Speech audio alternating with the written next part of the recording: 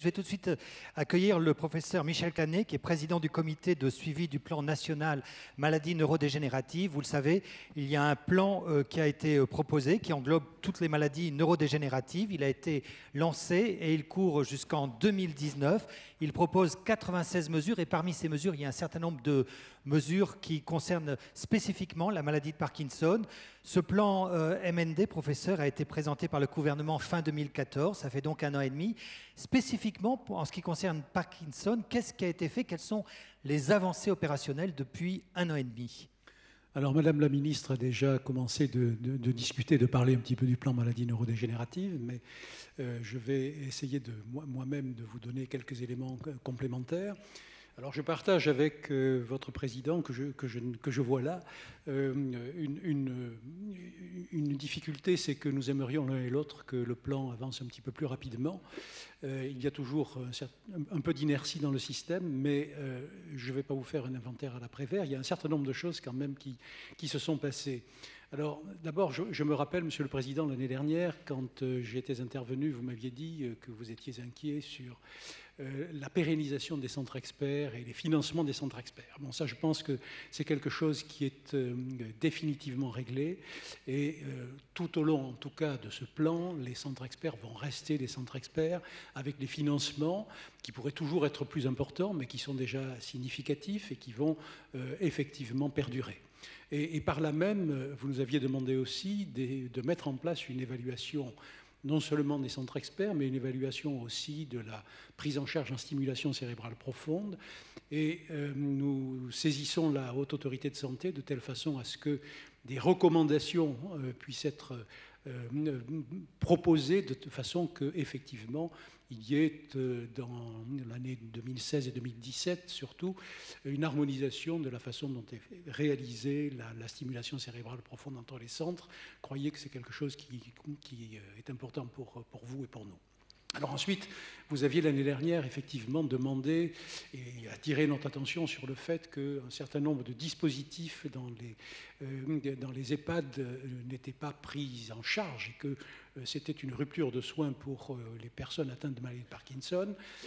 Il y a eu une lettre signée par la ministre le 17 décembre, dont nous avions parlé au mois de décembre déjà, et qui confirme effectivement que les dispositifs qui sont les pompes à DOPA ou qui sont les pompes à apomorphine seront prises en charge dorénavant dans les EHPAD. Et je crois que la circulaire d'application est passée au comité il y a quelques jours. Voilà, donc sur ce plan-là, sur le plan des médicaments aussi, vous avez été sollicité. Je pense que les choses se mettaient en place pour essayer de réaliser une plaquette pour toutes les personnes qui arriveraient dans les urgences, de telle façon qu'il n'y ait pas de rupture également dans la prise en charge des médicaments. Alors, il y a aussi, dans les centres experts, j'ai oublié d'en parler, mais la Banque nationale Parkinson, qui est, comme la Banque nationale Alzheimer, une base de données. Et cette base de données va être implémentée dans tous les centres. Et là, le professeur Jean-Philippe Corvol, qui s'en occupe particulièrement, m'a dit à Nantes, il y a 2 jours, qu'effectivement, c'était pratiquement opérationnel. Donc ça aussi, je crois que c'est un élément important, même si ce n'est pas un élément déterminant, mais je crois que c'est important dans le cadre de la prise en charge et de la recherche. Alors ensuite, vous étiez très sensible, et je vais m'arrêter dans l'après-vert, mais il y a 2 choses qui sont importantes aussi.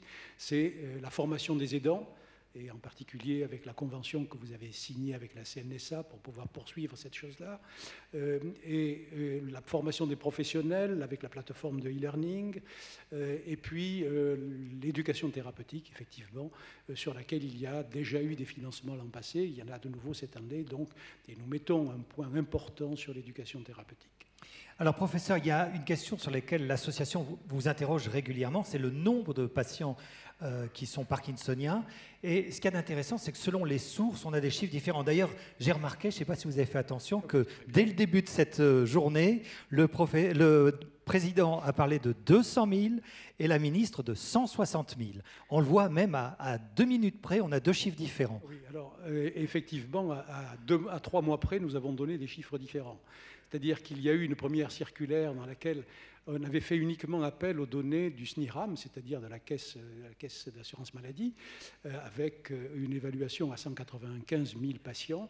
Et puis en fait, l'Institut de veille sanitaire a retravaillé le sujet et avec une méthodologie qui est absolument, je crois, indiscutable, et peut-être Philippe Damier pourra en dire un petit mot s'il le souhaite, qui révèle qu'il y a en fait 160 000 personnes atteintes de maladie de Parkinson qui peuvent être identifiées aujourd'hui. Alors la différence entre les deux, c'est que dans le cadre de l'assurance maladie, si on va chercher toutes les personnes qui prennent des médicaments de type dopaminergique ou des médicaments de type anticholinergique, il faut bien se rendre compte que ces médicaments ils sont utilisés en dehors de la maladie de Parkinson. Et en particulier, pour les anticholinergiques, toutes les personnes qui ont des maladies mentales et qui prennent ce qu'on appelle la classe des médicaments qu'on appelle les neuroleptiques, prennent comme correcteur des anticholinergiques. C'est pour ça que c'est si compliqué. Et donc c'est compliqué, de trouver le nombre. effectivement, et ça donne des chiffres qui sont faux. Par contre, les chiffres de l'INVS ont été validés par des enquêtes sur le terrain. Et donc je pense que c'est ce qui est le plus près de la maladie. Ce qui ne veut pas dire que toutes les maladies de Parkinson sont repérées, parce que, comme on l'a dit, et comme cela a été répété, et vous l'avez dit, Monsieur le Président, tout à l'heure, la maladie de Parkinson peut prendre 10 masques différents et pas toujours facile à identifier. Dernière question qui ne se veut pas du tout une question piège, ne le prenez pas comme ça. Est-ce qu'on a une idée du nombre justement de nouveaux cas Parkinson qui peuvent se déclencher chaque année? Ou ça c'est impossible à dire? Je peux vous dire qu'en 2012, il y en a 25 000 qui ont été identifiés et qu'il y a à peu près 0,75 patients pour 1000 personnes, nouveaux cas par an. Voilà. Merci beaucoup. Merci, professeur Clanet, d'être venu nous rendre compte de ce plan et des chiffres qui sont réclamés régulièrement par l'association. Ils sont à la disposition, bien sûr, de l'association.